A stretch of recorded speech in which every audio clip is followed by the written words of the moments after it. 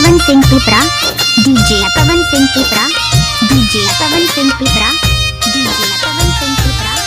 Mobile number 8604480254, mobile number 8604480254, mobile number 8604480254। तू ही हवा हमार दिल के राजकुमार हो, जब तक सांस बदल में करब तोहसे प्यार हो।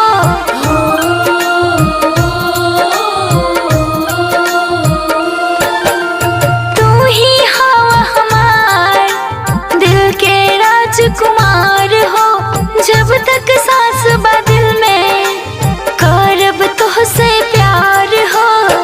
नजरी में अपना उतारत रहे चाँद जैसन चेहरा तुहार, मन करे निहारत रही। चाँद जैसन चेहरा तुहार, मन करे निहारत रही। डीजे पवन सिंह पिपरा, डीजे पवन सिंह पिपरा, डीजे पवन सिंह पिपरा, डीजे पवन सिंह पिपरा। Mobile number 8604480254, mobile number 8604480254, mobile तोहरा से खुश बा घरवा आंगनवा, सोरहो सिंगार औरी चूड़िया कंगनवा।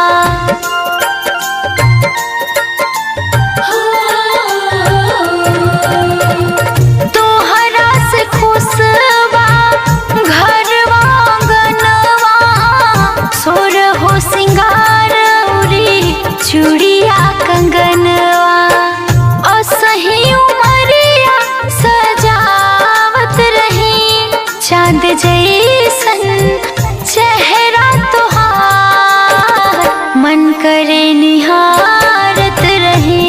चाँद जैसन चेहरा तुहार, मन करे निहारत रही। डीजे पवन सिंह पिपरा, डीजे पवन सिंह पिपरा, डीजे पवन सिंह पिपरा, डीजे पवन सिंह पिपरा।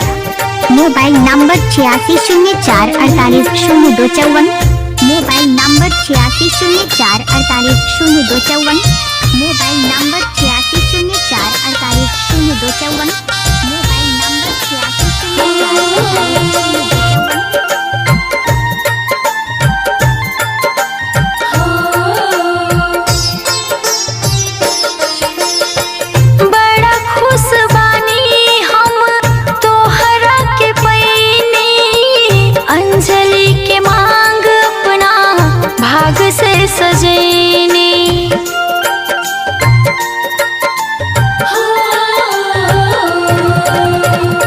बड़ा खुश बानी हम तोहरा के पैनी, अंजलि के मांग अपना भाग से सजैनी।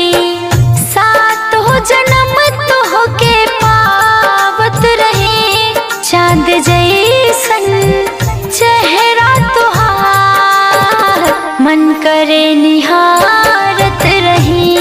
चाँद